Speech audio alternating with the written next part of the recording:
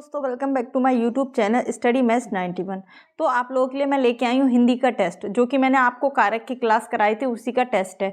तो पहले तो आपने कारक की क्लास देखनी है, उसके बाद ये टेस्ट को देना है।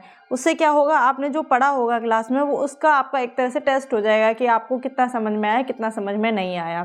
ठीक है, ये क्लास भी आप लोगों के लिए बहुत ज़रूरी है। मैं हिंदी के सारे ही टॉपिक कराऊंगी, आपका एक भी क्वेश्चन हिंदी से बाहर नहीं जाएगा। ठीक है, तो चलिए आज की क्लास को स्टार्ट करते हैं। तो चलिए पहला क्वेश्चन है आपका, आंसर दीजिएगा सभी लोग। पहला क्वेश्चन है आपका, कारकों विभक्ति यानी कि संख्या कितनी है, यानी कारकों में विभक्ति की संख्या कितनी है। ऑप्शन है 4, 5, 6 या 8। बताइए, आंसर दीजिए जल्दी फटाफट आंसर दीजिए। मैंने आपको बताया था विभक्तियों की संख्या कितनी होती है आपकी, 8। कितनी होती है आपकी, कितनी होती है आपकी 8। कितनी होती है 8, यानी ऑप्शन 4 वाला ठीक है ना। कितनी होती है 8 होती है, 8 विभक्ति होती हैं। ठीक है, तो सबको पता होगा, मैंने क्लास में कराया था अच्छे से। चलिए दूसरे क्वेश्चन की ओर बढ़ते हैं।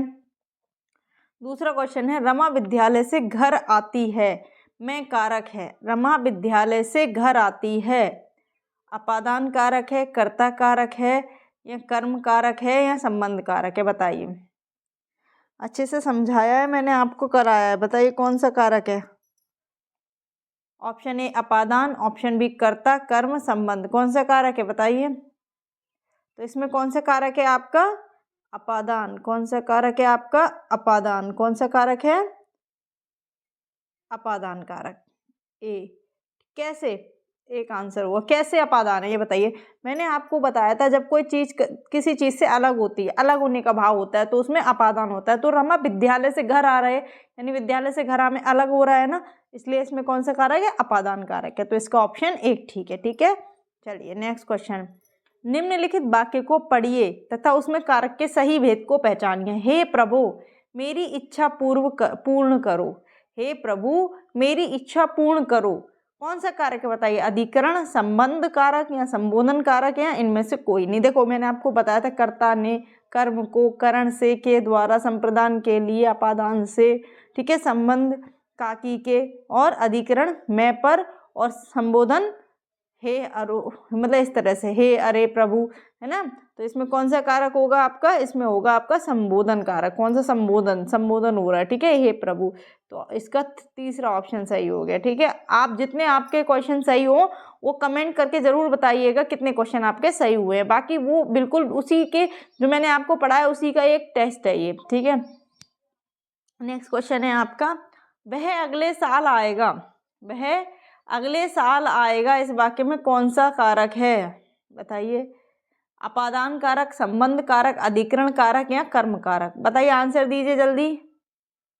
कौन सा कारक है इसमें, इसमें कौन सा कारक है।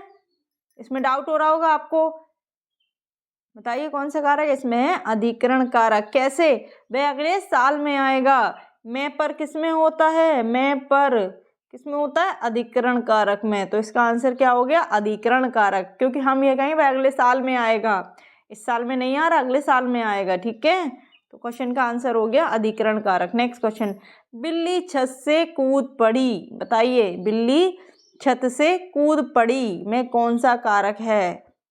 ठीक है, अधिकरण कारक, कर्म कारक, संप्रदान कारक या अपादान कारक।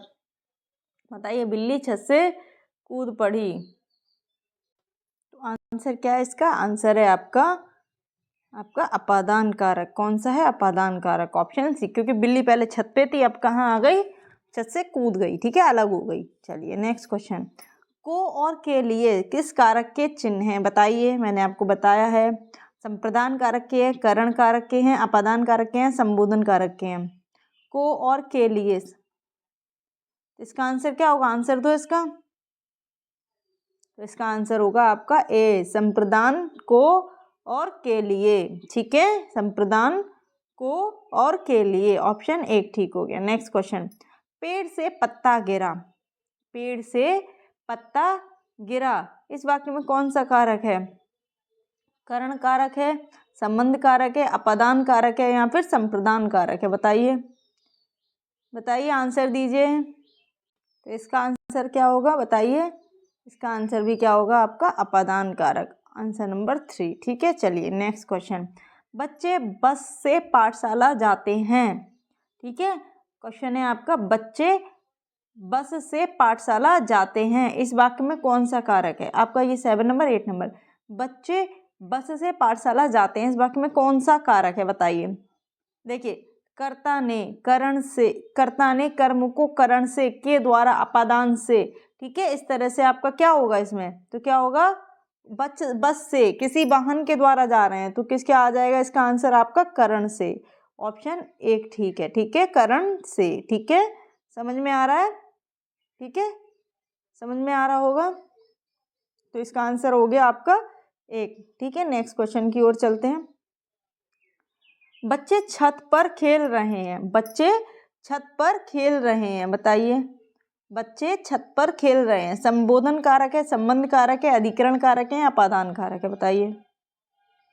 देखो, मैंने आपको बताया है मैं और पर। मैं और पर किस में आते हैं? मैं और पर किस में आते हैं? आपके अधिकरण कारक में। अधिकरण कारक में कौन से आते हैं? मैं और पर। तो आंसर कौन सा हो गया आपका? 3 हो गया। बच्चे छत पर खेल रहे हैं, तो आपका आंसर हो गया अधिकरण कारक। कौन सा हो गया? अधिकरण कारक। चलिए नेक्स्ट क्वेश्चन।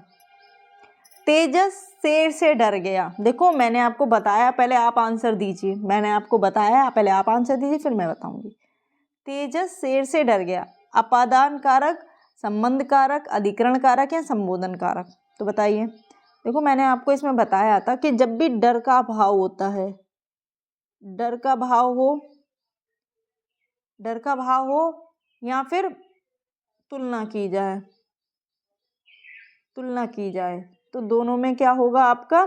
तुलना की जाए तो दोनों में क्या होगा आपका? दोनों में होगा आपका अपादान। कौन सा होगा? अपादान। ठीक है, ये कंडीशन है। अपादान, तुलना की जाए या डर का भाव, उसमें होगा आपका कौन सा होगा? अपादान कारक। ठीक है, तो आंसर कितना हो गया? ऑप्शन नंबर 1 हो गया। तेजस शेर से डर गया, आपका आंसर हो गया अपादान कारक। Next question. कर्म कारक चिन्ह है, कर्म कारक के लिए क्या चिन्ह है बताइए? कर्म कारक के लिए बताइए। कर्ता ने कर्म को, कर्ता ने कर्म को, तो आंसर क्या हो जाएगा इसका? तीसरा। ये हो गया तीसरा। क्या हो गया? को, कर्ता ने कर्म को। ठीक है, समझ में आ रहा है? आंसर दीजिए और ये भी बताइए कितने क्वेश्चन सही हुए हैं अब तक। नेक्स्ट क्वेश्चन है, नौकर ने दरवाजा खोला, नौकर ने दरवाजा खोला, इसमें कौन सा कारक है? कर्ता ने कर्म को। ठीक है, तो क्या हो जाएगा? कर्ता कारक, कर्म कारक, करण कारक, अपादान, तो कौन सा हो जाएगा? कर्ता ने, कर्ता कारक। कौन सा हो जाएगा? कर्ता कारक। आंसर नंबर 1 हो गया। ठीक है, चलिए नेक्स्ट क्वेश्चन, आंसर दीजिए। बच्चे ने बिल्ली को डंडे से मारा, बताइए। इस वाक्य में कारक क्रमश हैं, अब बताइए पहले। संबंध कर्ता संप्रदान या संप्रदान कर्ता संबंध, कर्ता कर्म करण। अब बताइए। देखो, आपने क्या क्या याद किया है? आपने याद किया है, देखिए, कर्ता ने, ठीक है, कर्म को और करण से, करण से, तो यही तो आ रहा है, कर्ता ने कर्म को करण से। तो कौन सा आंसर हो जाएगा? ऑप्शन नंबर 3, कर्ता कर्म करण। ठीक है, समझ में आ गया? चलिए नेक्स्ट क्वेश्चन। तो क्वेश्चन है, मैं कलम से लिखता हूँ, मैं कारक भेद है, मैं कलम से लिखता हूँ। तो देखो, कर्ता ने, कर्ता ने कर्म से, कर्म को और करण से, यानी किसी भी चीज़ से, तो क्या आंसर हो जाएगा? इसका आंसर दीजिए। इसका आंसर क्या होगा बताइए जल्दी। इसका आंसर हो जाएगा आपका करण कारक। कौन सा हो जाएगा? करण कारक। Option number 2। क्यों? क्योंकि कलम से किताब लिखता हूँ, तो इसमें कोई भी चीज़ दे रखी है जिसके कारण काम हो रहा है। ठीक है, तो करण से। चलिए नेक्स्ट क्वेश्चन। राम कलम से लिखता है, इस वाक्य में कर्ता के अतिरिक्त और कौन सा कारण? देखो, राम, राम तो कर्ता ने है ना, कर्ता ने, राम ने कलम से लिखा, ऐसे भी हो सकता है ना। इसमें भी क्या हो गया आपका? कौन सा हो गया? कौन सा हो गया? करण। कौन सा हो गया? करण हो गया। ठीक है, कौन सा हो गया? करण कारक। आंसर नंबर 3 ठीक हो गया। ठीक है, आंसर नंबर 3। तो आपको ये, आप लोगों को बताइएगा कि आपके कितने क्वेश्चन सही हुए हैं, और उम्मीद है ये क्लास सबको अच्छी लगी होगी, क्योंकि इसमें आपका जो आपने पढ़ा वो आपको पता चल गया होगा कि आप कर पा रहे हैं या नहीं कर पा रहे हैं। ठीक है, तो ये क्लासेस आप लोगों के लिए लाई जा रही हैं इसलिए ताकि आप लोगों को फ़ायदा हो आपके एग्ज़ाम में। और इस जो आपके ये टॉपिक कराए जा रहे हैं इनमें से एक भी क्वेश्चन, इससे हाई लेवल का क्वेश्चन हिंदी नहीं पूछी जाती है। आपको सभी टॉपिक इसी क्लास में करा दिए जाएंगे। हिंदी के जितने भी टॉपिक हैं मैंने आपको सिलेबस भी बताया, तो उसी के अकॉर्डिंग आपको क्लास कराई जाएगी। चलिए तो ठीक है, आज की क्लास के लिए इतना ही। बाकी आपने क्वेश्चन बताइए कितने सही हुए आपके। ठीक है, तो आज की क्लास के लिए इतना ही। जय हिंद, जय भारत।